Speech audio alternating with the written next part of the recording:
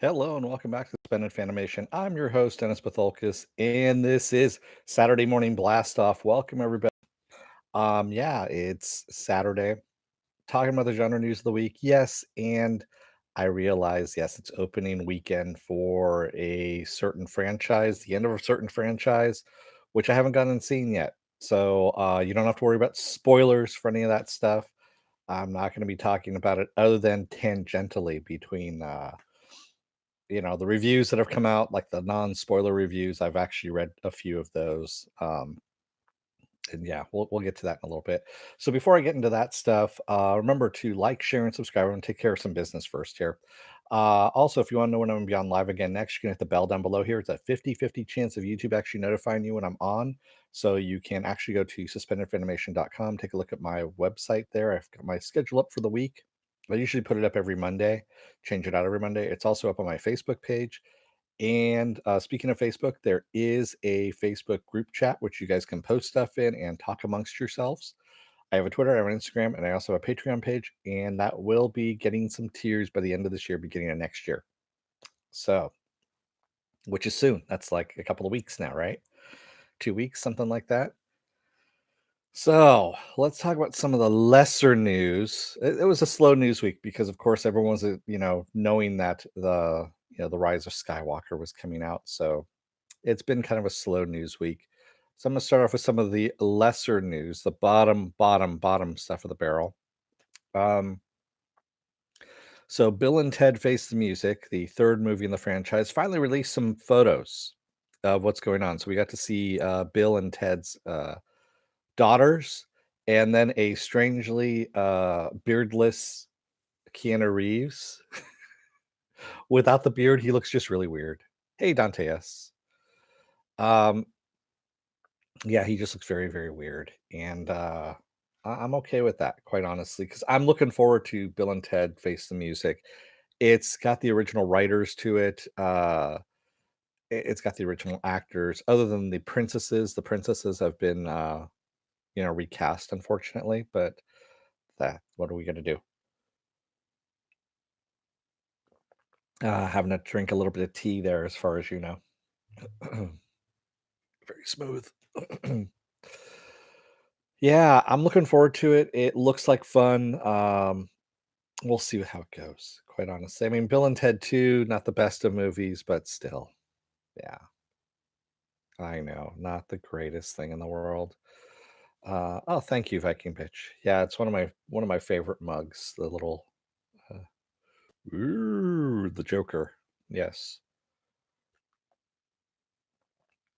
And like I said, it's tea as far as you know. Does anyone really remember the princesses? Yeah, I do because actually one of the princesses, she was in a lot of 80s movies. She was in Better Off Dead. She's actually the French girl in Better Off Dead. And she was in a lot of other 80s movies. And so I was kind of surprised that they didn't ask her back since she's kind of more well known. Whereas the redhead, I don't know who she was, quite honestly. They just, you know, I never saw her in movies after that, to tell you the truth. So maybe she quit. That could have been it. So we also got A Quiet Place Part 2. They released a little teaser trailer, and it looks like it takes place the morning after Quiet Place. Excuse me, and I'm okay with that, quite honestly. It's very somebody had mentioned this online that it's a very 70s kind of feel to it, that you just immediately go right into the next day of what happened. And that's the way they used to do it with sequels back, Halloween 2, that kind of stuff. It's the next day, or and that's actually pretty good that you do that kind of stuff, and it just has a continuation, not just it has a cohesiveness to it, if you will. Yeah. Yeah, Better Off Dead's one of my favorite movies, Viking Bitch, one of my favorite comedies. I actually saw that. What was it? It was the 25th anniversary, I believe is what it was, or the 20th anniversary. It was the 20th anniversary, that's right, at the Castro Theater in San Francisco, and they had her, um, the woman who played the French foreign exchange student. They had Savage Steve Holland, who was the writer and director of the movie, and Curtis Armstrong was supposed to show up too, but obviously he was too good for it at that point in time, and he bailed on the production. And so yeah, we had a Q&A afterwards and all that kind of stuff, and it was a lot of fun. Yeah, Savage Steve Holland went on to do like children's shows and things like that. I mean, one of the best things he did was Eek the Cat because he was an animator. And after Better Off Dead, he went and did Eek the Cat on Fox, which was a weird thing, to have some guy um, doing a lot of these kind of low budget movies and then go and do TV for animation. It was just kind of a weird thing. Yeah, because he did like One Crazy Summer again with John Cusack. Um, what else did he do? How I Got into College with Laura Flynn Boyle, a very young Laura Flynn Boyle. And I think there was one more that was in there too. These were all like 80s, 90s movies that were very kind of cliche, but a little just off the mold of some of the cliche movies. I kind of have a soft spot for Better Off Dead, and One Crazy Summer. No, wasn't quite as good, but it's yeah. My favorite part out of One Crazy Summer is the the Godzilla scene with Bobcat Goldthwait in a locked into a Godzilla costume, and he gets a cigar thrown into his mouth, and there's smoke coming out of his mouth, and he's screaming, and he jumps up, and there's a small diorama of the island that they live on because there's a developer that wants to develop it, and he's crashing through the diorama, and that was pretty damn funny. Bobcat, by the way, is a really good director, a very dark fucking director too. Um, he directed World's Greatest Dad, which has Robin Williams in it, which is a fucking dark movie, but a really good movie. Also, Shakes the Clown. Shakes the Clown's one of my favorite, just fucking twisted movies that Bobcat Goldthwait has directed. And he did a series on oh, fuck, not Vice TV, Court TV, whatever Court TV was. And he did this story, these shorts, basically half-hour long episodes of like twisted fairy tales in a way, and it was pretty good. I mean, it wasn't great, but it was good, and that was fairly recently. I can't remember the name of it. Yeah, you did watch that. It wasn't good. Yeah, well, you know, Misfits and Monsters. Thank you, Pen. Yes, some were better than others, but yeah, a lot of them weren't that great. I don't think it got renewed for a second season. Yeah. So what else do I have? Let's get to some of the big stuff here. So Damon Lindeloff has come out and said that Peteypedia, I have to phonetically think about it to pronounce it there, is now Watchmen canon. So for those of you who don't know what the fuck Peteypedia is, join the club. It's an online, um, I guess you could say, extras to the stupid TV show. And essentially, what they give you is stuff like supposedly Agent PD is no longer an FBI agent. He's been fired from the FBI agency. And what else? That he's actually Lube Man. Uh, and they give you other stuff like Owlman is actually in prison.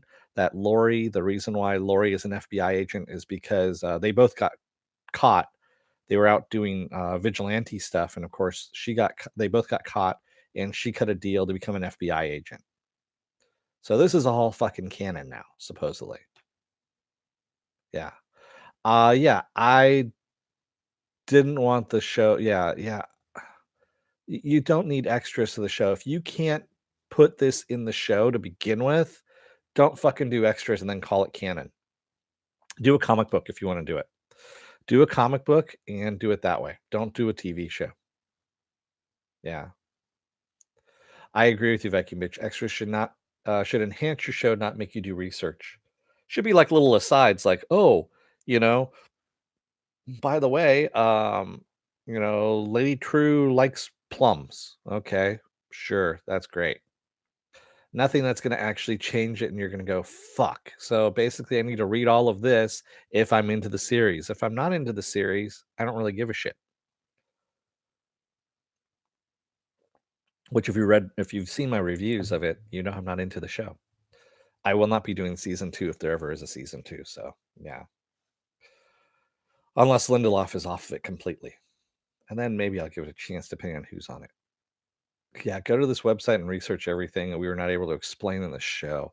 Um, it's kind of funny that I mentioned this because what popped up in my, memories box in Facebook this morning was one from 2017 where Rian Johnson is explaining what he meant to do in, The Last Jedi. And this is the time that there was a lot of criticism coming out about The Last Jedi, and he was force-splaining, and yes, by the way, I do copyright that. It's force-splaining what he meant by certain things within the movie, and every day was a new, a new force-splanation about stuff. Like, and it just got to be the point where it was a joke because he'd come up and say, "Okay, what I really meant to do was this," or "When you saw this, this is what I meant to do." And it was really horrible, quite honestly. It got to the point where it became its own. He should have had his own weekly TV show to explain what he meant by this week on this in this movie. And speaking of Rianne, in the whole back and forth between him and J.J. Abrams about the new, Rise of Skywalker coming out.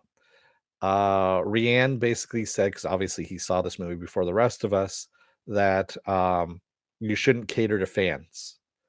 And I come back with you shouldn't piss off fans of a long running franchise. This is a 42-year-old franchise, okay? And first of all, if you're going to do a new trilogy on it, you should fucking plan it out. Yeah. You don't fly by the seat of your pants, Kathleen Kennedy. You do not hire a person who is known for having severe ADHD to the point where he doesn't work with a script. He goes off the seat of his, off the cuff and doesn't plan anything out. He doesn't see what's ahead of him. Um, as Yoda, I believe, said, he's not where he's not in the present. His mind is not on what he is doing. Yeah, his mind is elsewhere. Yeah. Yes, exactly, Dante. Yes, you should have planned out and written from the start to finish all three movies, or at least have an overview of how you wanted these movies to go. You have a backbone, if you will. That way, nothing is set in stone, but at the same time, you know the direction of where you want your story to flow. That way, if you come up with a good idea, say you've done the first movie and you go, "Hey, wait a minute. This scene actually works really, really well, and it leads to this idea. Let's put this in."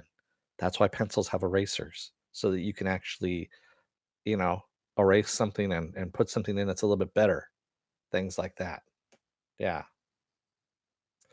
I agree with you, Viking bitch. Working off the seat of from the seat of your pants works great if you're making abstract painting, but not when you're actually completing someone else's work. And then the other thing is too, you want to bring in the person who actually created this story, George Lucas, maybe as a creative consultant at some point in time, and go, "Hey, what are your ideas on this? This is what we're thinking of. What do you think?"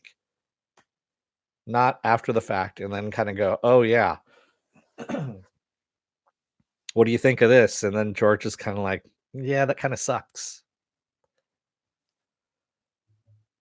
Because yeah, Lucas has been on record lately of saying that he really doesn't like the new trilogy. Which, you know, I agree with them, which is why I haven't seen it. I mean, honestly, I have as much interest in seeing The Rise of Skywalker as I do in seeing Cats. And quite honestly, I want to see Cats a little bit more just because I can't believe it's as bad as everyone's saying it is.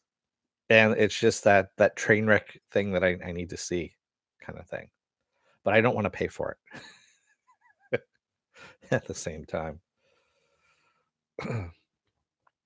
But that's just me. So yeah, I mean, no, don't do it. I know I'm not going to go see Cats. Instead, I'm going to go punish myself and see Rise of Skywalker at some point in time. I'll probably end up seeing it on Monday. Bargain matinee. There's a place around here that does movies for $9, bargain matinee, and I think that's still a lot more money than I want to pay. That's like about $9 more than I want to pay for this movie. So that's where I'm at on that. Cats, the car wreck you can't look away from. Yeah, I know. Ah. So, and speaking of the Rise of Skywalker, supposedly it's tracking to be having the worst reviews out of any of the Star Wars movies in the franchise. That includes the Phantom Menace. Eh, uh, Fonobi is working today, but he saw the Star Wars movie and said he had mixed emotions about it. He didn't seem to enjoy it very much. Yeah, that's what I'm hearing too. I've been reading a lot of non-spoiler reviews before the movie actually came out, because that's all they were allowed to release was non-spoiler reviews. And so the people who didn't like The Last Jedi were kind of meh about it. And the people who really liked The Last Jedi were pissed that I guess it omitted like 90%. They basically invalidated 90% of The Last Jedi, this movie, so The Rise of Skywalker, and so they're pissed about it. So it pleased no one from what it looks like, and except for those who are actually able, I guess, to get out of the house once in a while to go and see a movie, and that's just because they were happy to get out of the house. That's all it was. I've heard of the actors come across as much more talented in this one, but it still sucks. Yeah, yeah. I may have to drink in the morning. As I do this. I know the place that I'm going to has a bar in it, but I'm wondering if the bar is open that early. And I know they don't make strong drinks, so I'll probably have to bring a flask in too. Because I'm pretty sure it's been the only way I can enjoy that is really good and drunk. Yeah, let's face it. I mean, J.J. Abrams does not have a good track record when it comes to things. Has he made any movie that is considered a classic or a must watch or not fucked up, quite honestly. He fucked up the Star Trek franchise completely. He's now fucked up the Star Wars franchise. So, what's next? Maybe he can go over to Doctor Who and try and fix that one too. Ah, yeah. God, God. I mean, yeah, I really can't think of anything. Yeah, at least they made Star Trek into another universe. Yeah, the fucked up universe is what it's called. Yeah. I know they call it the Kelvin timeline, but it's called the fucked up timeline. I call it the J.J. Abrams timeline. So essentially, this brings me to also is this really feels like a lot of the things that have been happening in the last, I would say, 5 6 years of people remaking old franchises, or reviving them, like Watchmen, Star Wars, Star Trek, things like that, and then fucking them up. Remind me of the poser at the gym who says, "Yeah, I'm a Star Wars fan. I have been since episode one," and he's wearing a Jar Jar Binks shirt. You never want to trust that motherfucker. Yeah, and that's pretty much how I feel about this. So, yeah, I don't think J.J. Abrams is a true fan, nor do I think Damon Lindelof is either. I think they're both posers. That's what we called them back in the day, by the way, was posers. Um, and they did a lovely bit of really shitty fanfic. There we go. And with that said, it's been out. I feel a lot better. I feel like I've gotten a weight off my chest now. So now we can go on to other news. Oh man. So Universal Pictures is going to adapt Robert Kirkman's new comic called Stealth to the big screen. And what this is about, it's about an older superhero, basically a superhero who's been out there for a while. He's now older. He now has Alzheimer's. And as he's progressing along in Alzheimer's, he's still doing the superhero thing, but he's getting more and more violent as he's going out there and doing this. And I'm sitting there thinking about this premise, and I'm like, I don't know if this is going to work, quite honestly. I really don't think it's going to work.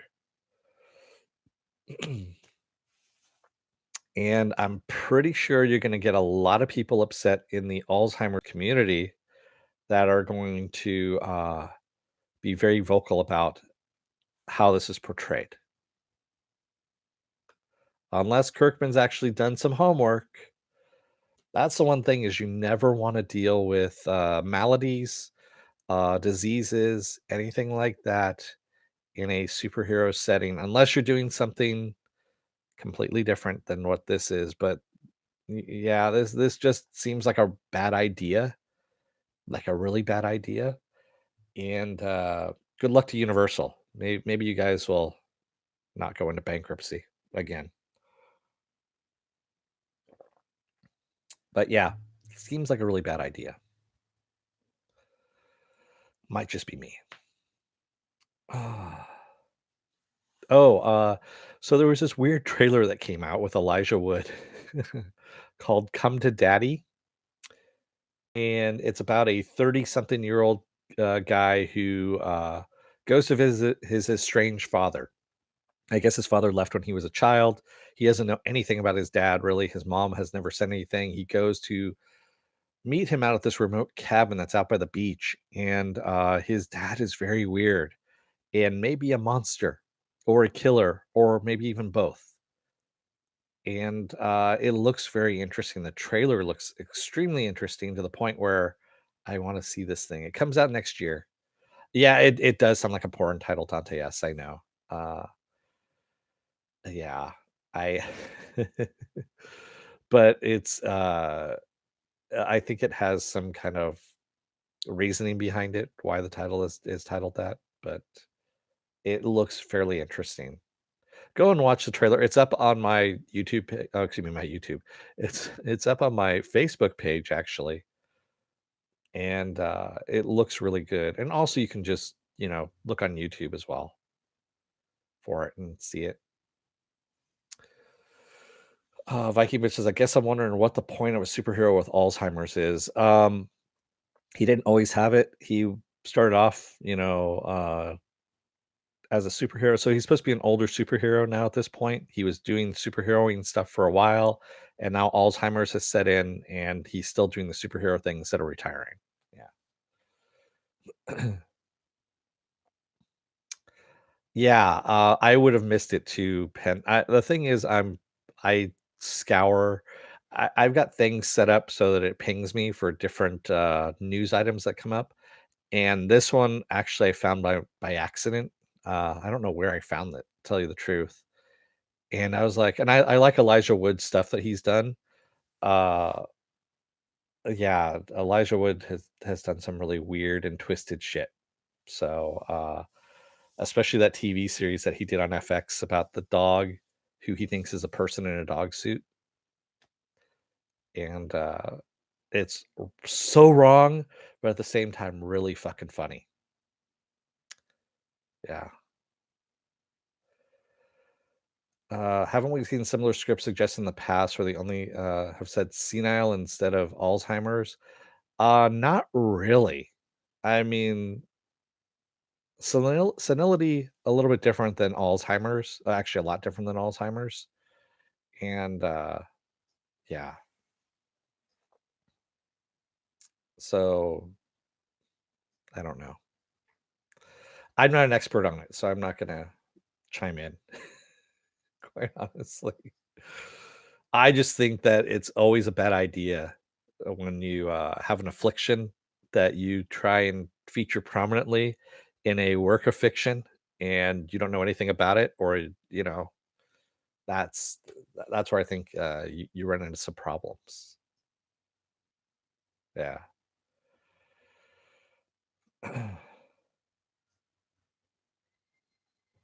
But yeah, it's an interesting world that we live in. I think this is going to end up being offensive. Which one? Come to Daddy or Stealth or both? I think Come to Daddy is going to be offensive too. Yes, but in a good way.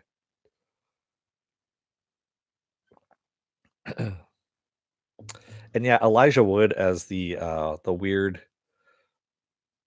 killer in Sin City as well. Yeah, the cannibal. He's just a weird, twisted little freak, is what he is, but in a good way. Yeah. Oh, what else do I have here? Oh yeah, this is kind of interesting. The CW is working on a show called Infamous, and it's about the real life exploits of actors and models who moonlighted as spies during World War One or World War Two, excuse me. Uh, so Greta Garbo, there's been others as well. And the only thing that worries me is that it's on the CW, so it's gonna turn into like some teen drama kind of shit.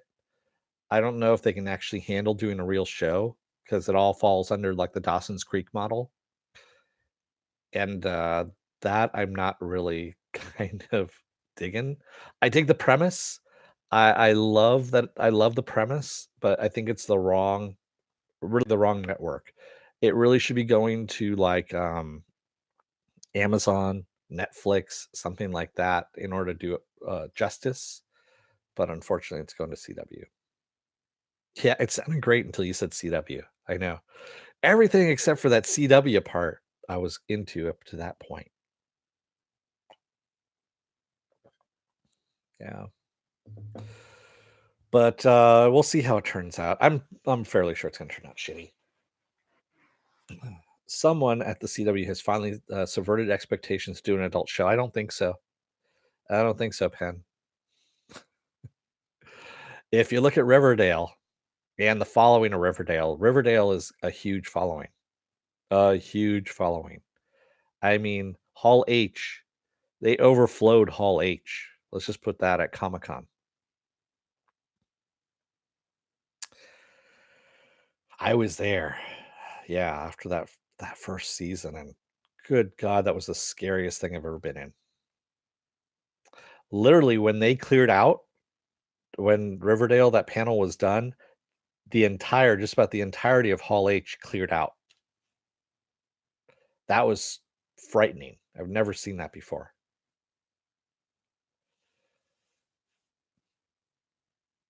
Yeah, but to each their own, you know? Um, so I don't know if everyone remembers an old book called Snow Crash that came out. I think it was the 90s that it came out. Neil Stevenson and well, excuse me. It's going to come out as an HBO Max series now. Yes, they're going to make Snow Crash into a HBO Max series. So it's going to be written and co-run by the Scott Pilgrim movies Michael Bacall and directed by Attack the Block's Joe Cornish. So it's got some good people behind it. I'm just not a big fan of that, you know, genre, I guess you could say, or that book itself.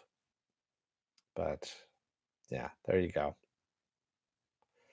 It's sci-fi. We'll see how it goes. But it's going to be on HBO Max, so I don't know. Uh, we'll see. Oh, you never heard of the book? It was huge in the 90s. I mean, just really huge. Renz, real quick, is The Expanse worth watching? Yes, Renz, it is. Go and watch it. Go and watch season one. It's on Amazon. See what you think. If you haven't watched it yet, if you like sci-fi, It's sci-fi. It's actually, it does sci-fi well.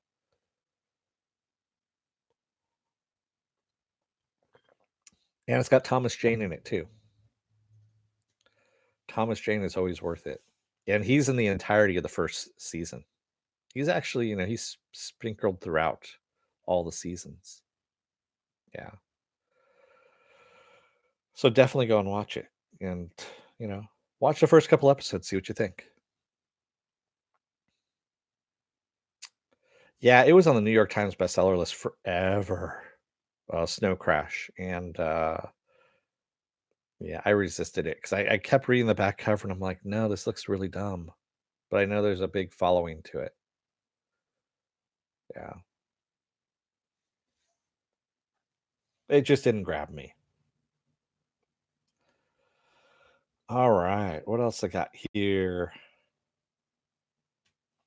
Oh, that's right. For those of you that still watch Sci-Fi Channel, I don't. Haven't for a while, since they canceled a lot of shows. Excuse me. Van Helsing, which somehow has gotten through 4 fucking seasons where everything else just gets canceled at the drop of a hat. Van Helsing has been renewed for a 5th and final season at Sci-Fi. So for those 5 of you who are still watching Sci-Fi Channel out there you go. I know some of you actually watch Van Helsing out there too. I know people have told me. I was in college in the 90s. I was too busy drinking to read books. Yeah, I used to drink quite a bit too during the 90s, Viking Bitch, but I was able to read while I was drunk. So that's, yeah, yeah, there we go. Oh my God, Van Helsing is still on. Yeah, I know. I said the same thing, Pen. I'm like, really? That show's still on? So, you missed these. Oh, you were watching it? Okay. Yeah. I don't know. The one show that I actually was watching that's fairly good, that's decent was Winona Earp. But I've only been watching that on Netflix, or I try watching it on the Sci-Fi app, and the Sci-Fi app is just dog shit. Anything that NBC Universal does as an app just sucks balls. They really do. That's why their whole Peacock app that they have going on, even the NBC app itself is dog shit.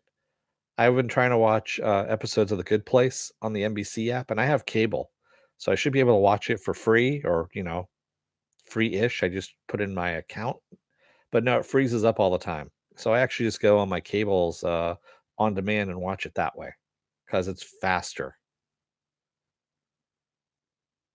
Ah, God, yeah, and they're doing Peacock, the stupid Peacock app. Vampires sounded more like my thing than cowboys. Um, It's not really cowboys, Pen. So Winona Earp is just basically, it takes place in Wyoming, and she's a descendant of Wyatt Earp. Is what it is. It has vampires in it. It's really good. It's funny, and I like the lead actress. She's actually really good in it. She's very snarky, and she's drunk most of the time as the character, which is also funny. I'm really surprised no one's done Vampire Cowboys yet. Actually, Catherine Bigelow did that in the 80s, late 80s, called Near Dark.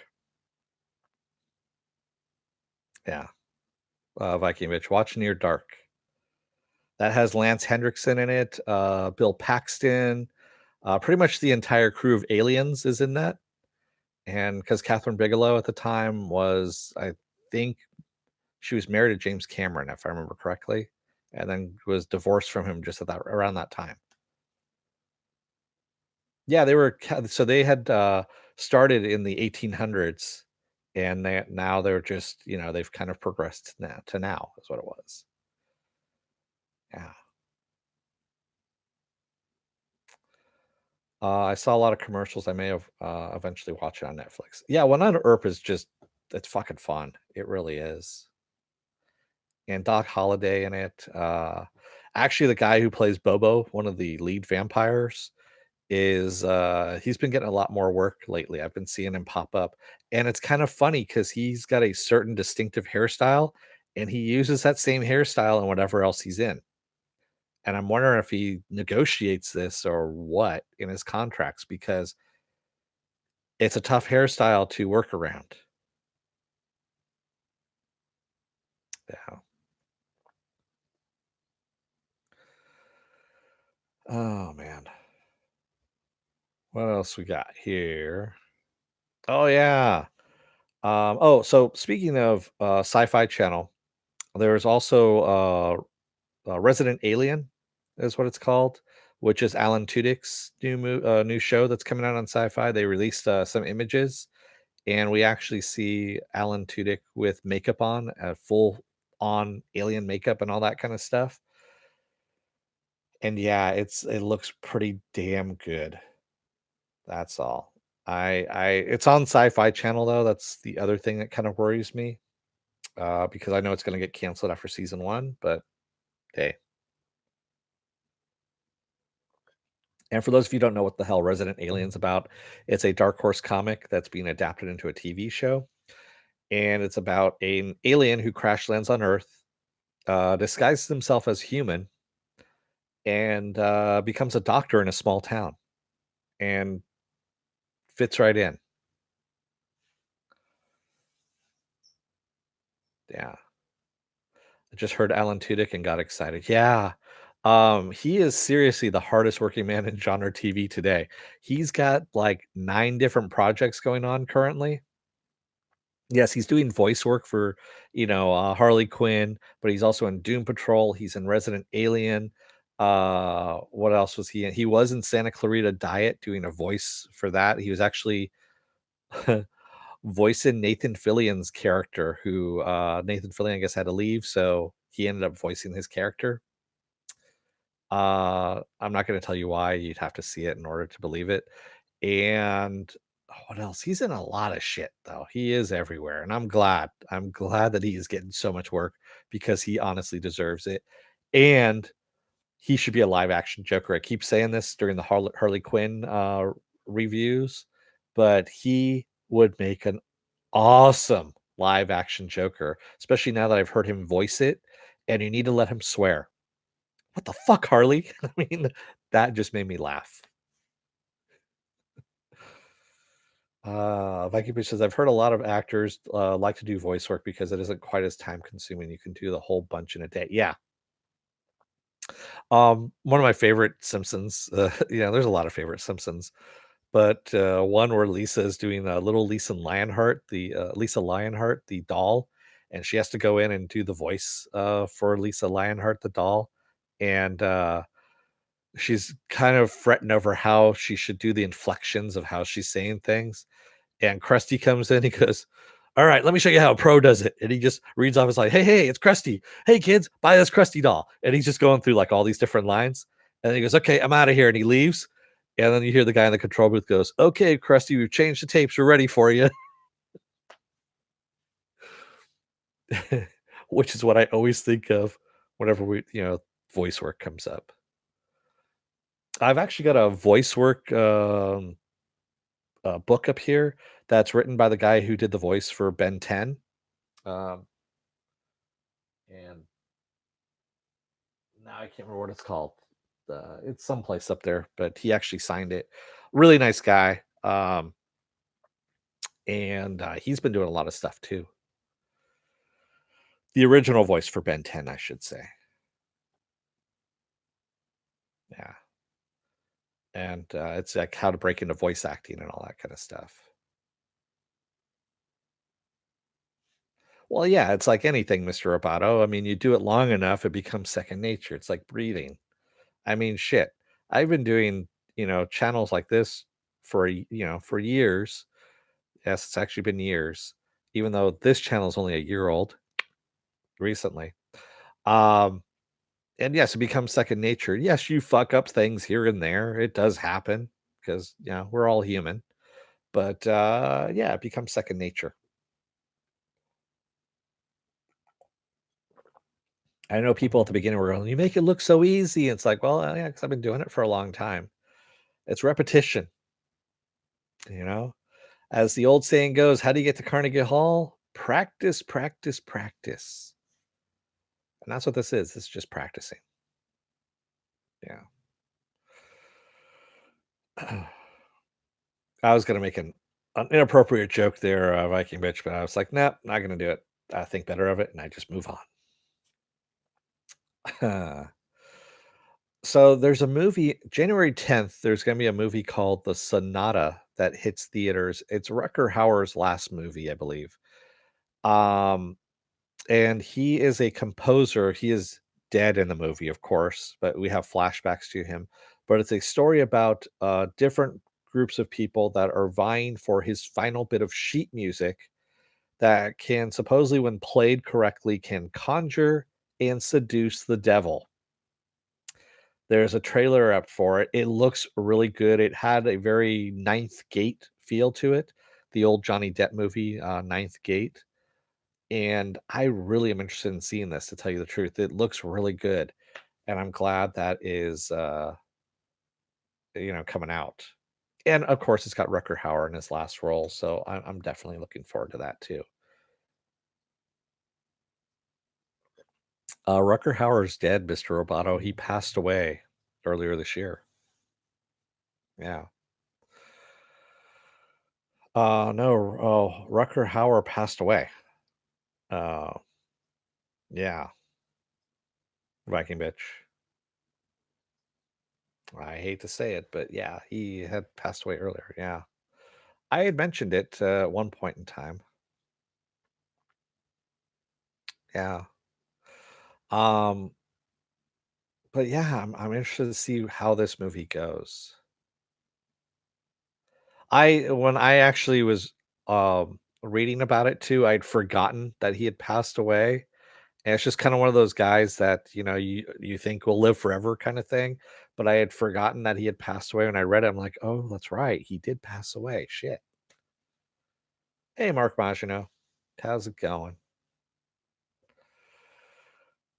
But yeah, the Sonata. So yeah, take a look at that trailer. It looks really good. It looks very interesting, very gothic, uh, and looks fun. Really. There seems to be a lot of good movies that are coming out next year that are very different than what we've seen.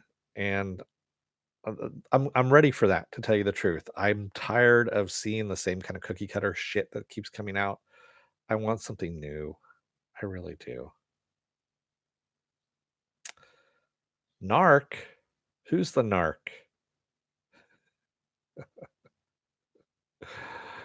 Uh,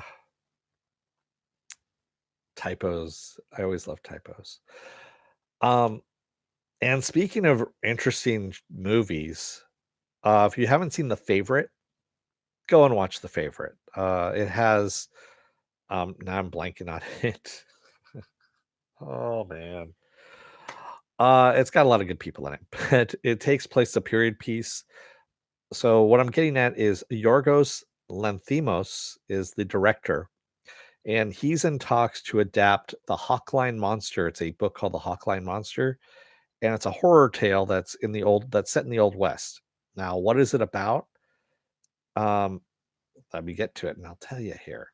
So it's I'll get to it. The book first published in 1974 tells of two unlikely hero gunslingers hired by a 15-year-old girl named Magic Child to kill the monster that lives in ice caves under the basement of a house inhabited by a young woman named Miss Hawkline.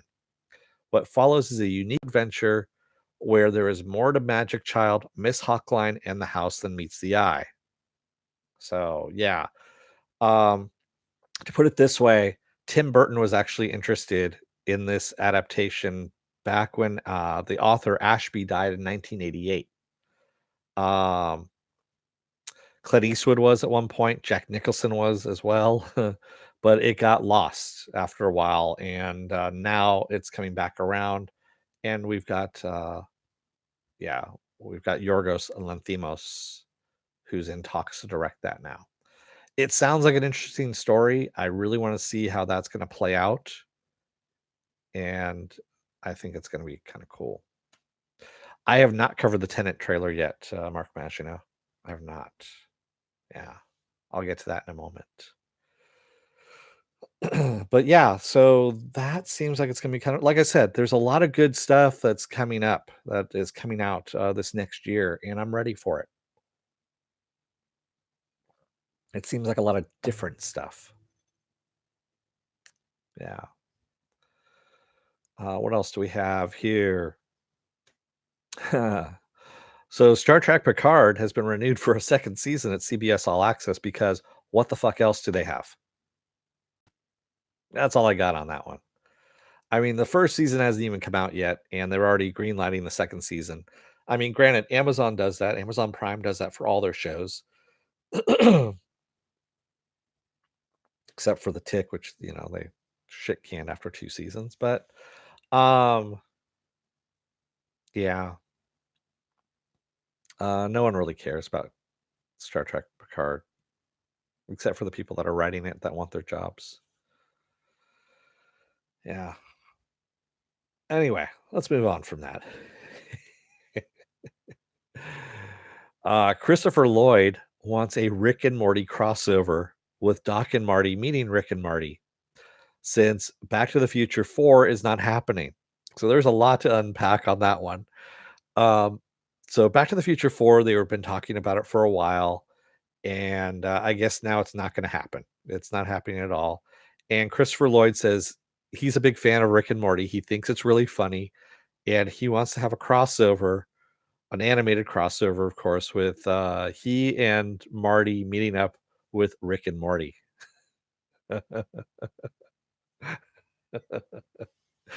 Which I think would be really fucking funny and very meta at the same time, considering that we know where Rick and Morty's inspiration comes from for the most part, you know? And, it's no secret as to where that inspiration came from. And Dan Harmon and Justin Roiland both know this as well. They would be stupid not to get on this, quite honestly. Yeah. Uh, all right, so let's talk about what Mark Magino wants to talk about there, which was on July 17th of next year, we get the movie Tenant coming out. That's written and directed by Christopher Nolan and stars John David Washington. If you don't know who John David Washington is, go and watch the movie Black Klansman. That is a Spike Lee movie. Great movie, by the way. It's been playing on cable channels fairly recently, and every time it comes on, I keep watching it. I actually saw it in the theater when it came out, and he is one of my favorite new actors that I've seen. And John David Washington's great in this. So, what is the movie about? Your guess is as good as mine, but from the trailer, it looks like oh, he's also the son of Denzel Washington. I didn't know that. That makes sense. Yeah. He's a great actor. I mean, just really good. And like I said, Black Klansman is a fucking awesome movie. It really is. So that trailer, we don't know exactly what's going on, but either it has to do with time travel or it's an unannounced sequel to Inception. Yeah. Because the way some of the stuff is going on, like the little masks that they're wearing, is very Inception-esque. Yeah. Oh man.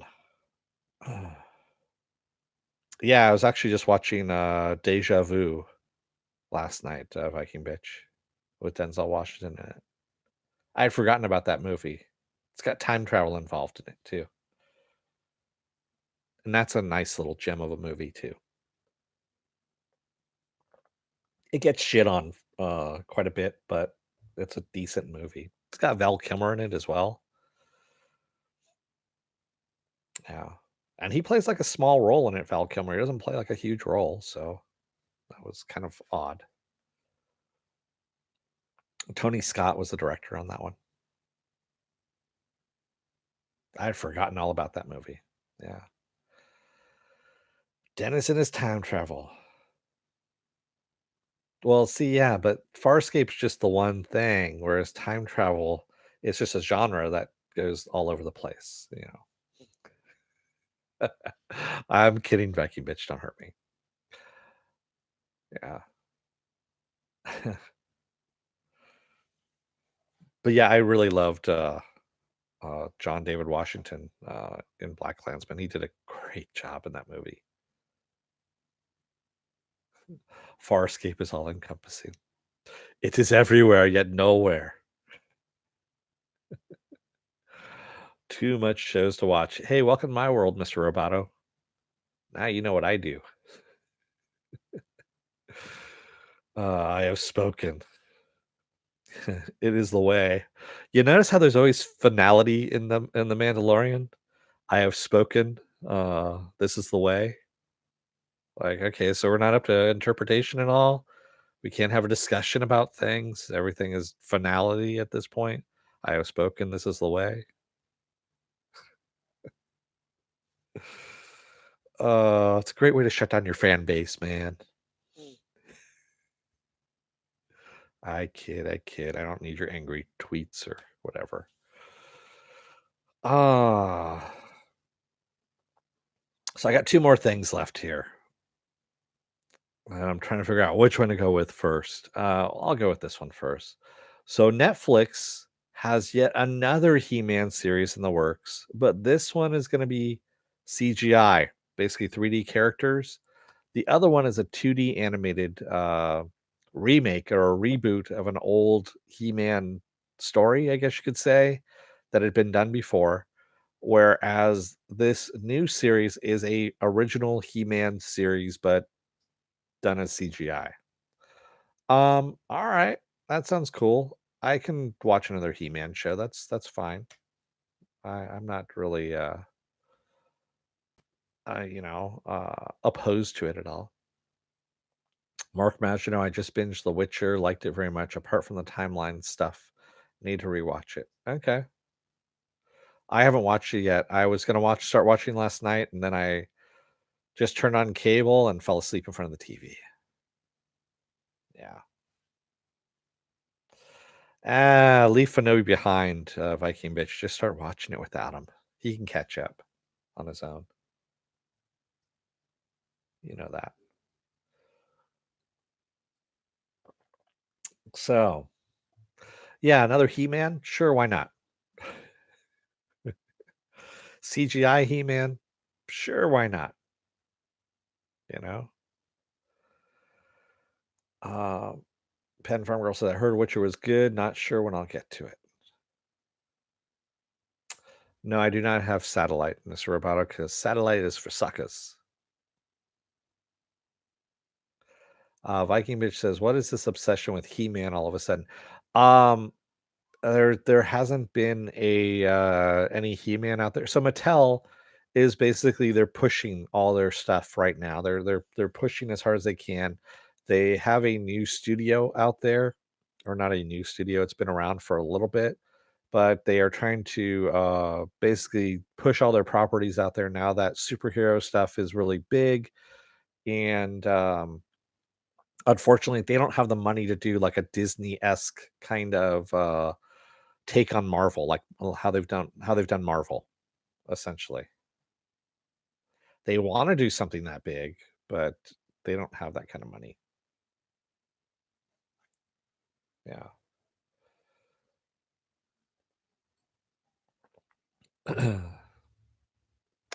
So the final item that I've got here, Young Justice.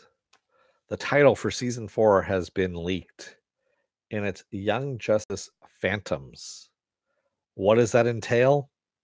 We don't know, but at the end of last season, season 3, we had a Legion ring, Legion of Superheroes from the 31st century, was flashed on the screen there. So I don't know what that leads to, but we will see. Excuse me. And honestly, season 3 was actually pretty good.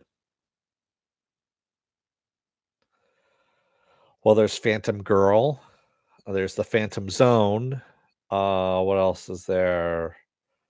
There are, phantom entities. There's all kinds of stuff in the DC universe that deals with phantoms. So there you go. You see? Yeah. So that's all I've got for news wise. I mean, wow, it's only an hour in. I'm kind of surprised I burned through all of those. Actually, I'm not that surprised because there wasn't a lot to work with this week. Yeah, this week was kind of meh on the news. And I burned through 17 items. I've got them listed up here. I've got a little list that I go through, and yeah. So yeah, I will be seeing Rise of Skywalker probably on Monday, like I said, since I'm off for the next week and a half. Yeah. No, I haven't heard anything, Mr. Roboto. We didn't distract you by going off on tangents as much. Yeah, I'm kind of surprised you guys didn't hit me up with all the tangents and things like that, which is fine. I like the tangents. That's good. It keeps things interesting. The holidays are coming. People are busy. Eh, yeah. Yeah, I'm glad I'm not doing any traveling. Those of you that are out there doing traveling, I'm sorry. That's all I can say. I guess if you're flying out and things like that, and your flight gets delayed, and there's happens to be a Burger King in your airport that you're at, if you download the Burger King app and you show them your flight delay number, they will give you a free Impossible Whopper. So at least there's that for you if you're stuck in the airport and you want to try a meatless burger, which actually isn't bad. It's a lot better than the Beyond Burger as far as I'm concerned. I wouldn't make it part of my regular diet, but because it's just as bad as any like a burger, it really is. Christmas in San Francisco is the same as pretty much everywhere else, Mr. Roboto.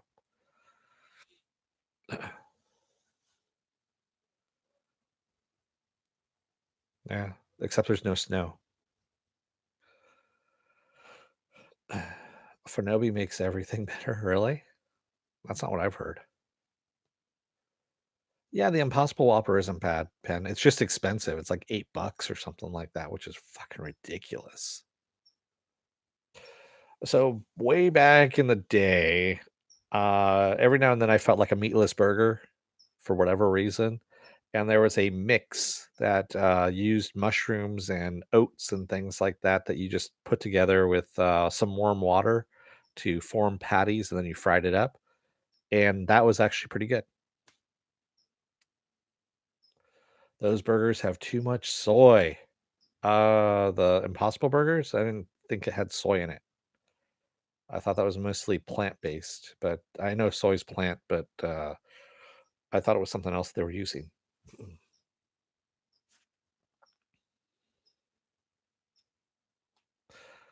San Francisco has built on 7 hills, Mr. Roboto, much like Rome.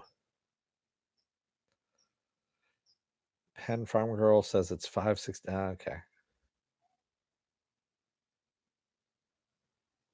You don't trust them, friends? Yeah. Well,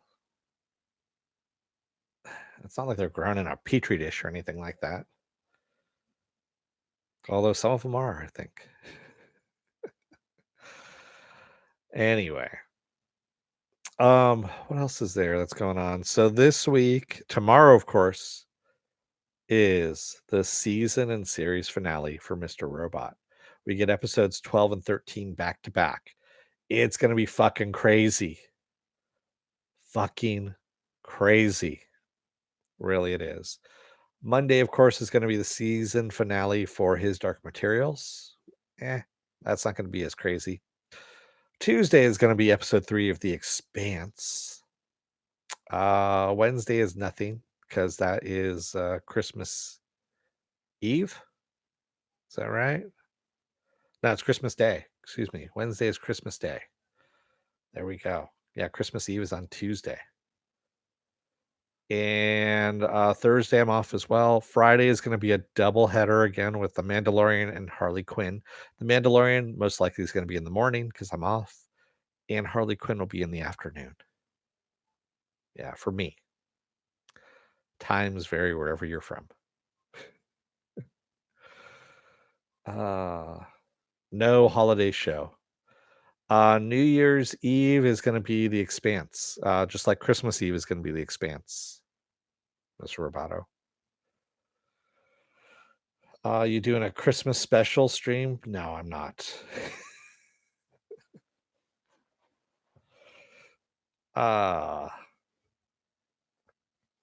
I am not. Although I might do a special, review of, the Rise of Skywalker. I might do that. Maybe I'll do that on Christmas Eve or something like that. Or that binge thing is really bad. I already forgot what happened in episode 3. I told you. If you binge it, you never remember anything about it. You're like, hey, that was good. Wait, was that good? I don't remember.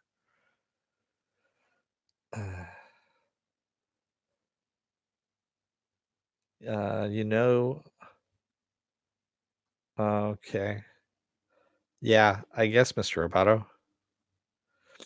I still haven't finished The Expanse. It's been so hard to. Oh, you're trying to restrain yourself from finishing it.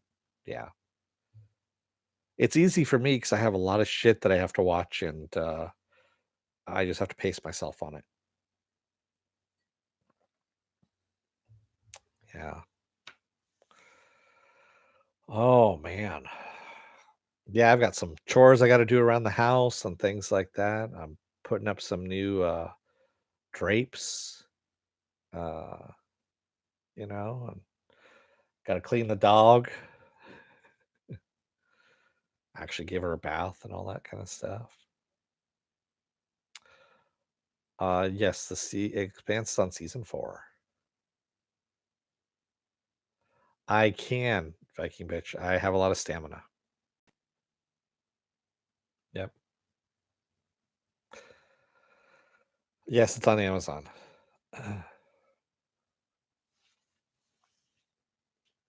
So for anybody who's actually on the, wondering where these shows are and stuff like that, when I put them up on my reviews, if you look inside the video descriptions, pretty much of any video that's on YouTube, they usually tell you where it's at. Like I do. I usually say I'm watching, I'm reviewing, for Harley Quinn, I say I'm reviewing the DC Universe animated series, Harley Quinn, and I tell you what season it is, what episode it is, all that kind of stuff, and what the title is, all that kind of stuff. Yeah. I have not seen Witcher yet, or Rens. I have not watched it. I was going to try and, like I said, I was trying to watch it last night, but I decided to pop on cable instead and fell promptly asleep in front of the TV, which is a good thing because if I had done that with Witcher, it just would have kept playing. And yes, Harley Quinn is really fucking good.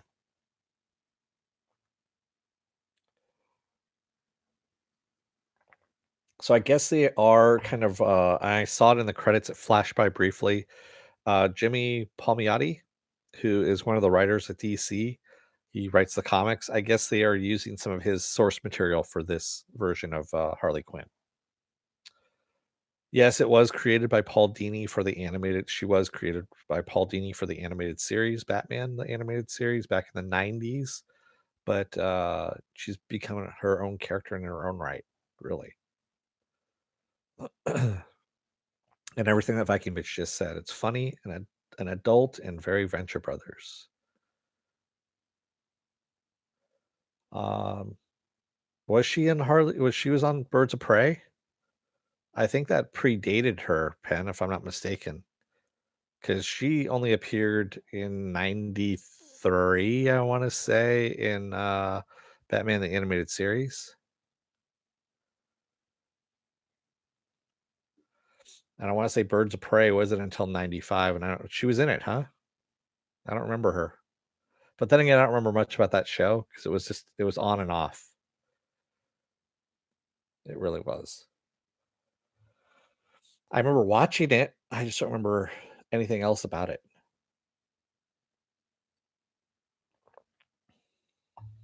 I do have to at some point get around to doing a maybe that's what I'll do too, is I'll do a is it worth my time for the Crisis crossover. And maybe I'll do is it worth my time for the Rise of Skywalker as well once that comes around. Maybe that's what I'll do. Yeah. She did a thing taking metahuman power. Okay. I didn't know. I don't remember. Like I said, I've only saw it once, and it was when it was on TV originally, and my memory sometimes isn't that good because kind of like Viking Bitch, I drank a lot during that time too. Not like now, I don't drink that much. Oh, that's right. Mia Sarah played her. I remember now. Okay, thanks, Pen. Yeah, Mia Sarah. She needs to actually start working again. Really. See you, Viking Bitch. Yeah, I'm gonna be heading out myself here in a couple of minutes because now I'm just meandering. If you are on the fence about joining up, you can see at the very end of this video a video pop up here. And what that is that is YouTube taking the algorithms of all the stuff you've been watching and trying to match it to one of the videos in my vast video library just for you and putting it up there. Excuse me. Up here is going to be Harley Quinn, is what's going to be up there. Also, if you would like to, I would love for you to do this. Like, share, and subscribe below there. If you want to know when I'm be on next again, you can hit the bell, but it's a 50-50 chance of YouTube actually notifying you. What you want to do is actually go to suspendedfanimation.com, take a look at my schedule, which is also mirrored on my Facebook page, and you can see when I'm going to be on live again next. Hey, Movie Fanobi, it's an appearance. I think we mentioned you 3 times by name, so you showed up, right? Is that what it was? Did Viking Bitch finally unlock one of your hands in the dungeon so that you can type? Is that what happened? Uh, all right. So with that said, I'm gonna let you guys go for the rest of the day. Have fun out there. Happy holidays. Travel safe if you're traveling. And remember, tomorrow is the season and series finale of Mr. Robot. Also, Monday is going to be the season finale of his Dark Materials. Tuesday is The Expanse. Friday is going to be The Mandalorian and Harley Quinn. And then we wrap it back around again with Saturday Morning Blast Off. There's also going to be in between, there might be some stuff that pops up. Just take a look at the schedule and you'll see it up there. Yeah, I will see you tomorrow for the bittersweet farewell. And also for the, that's when that thing starts, the contest for that. All right. Thanks, everybody. Have a good rest of your day. If you're still on the fence about joining up, take a look at the video up there. Take a look at Harley Quinn up there.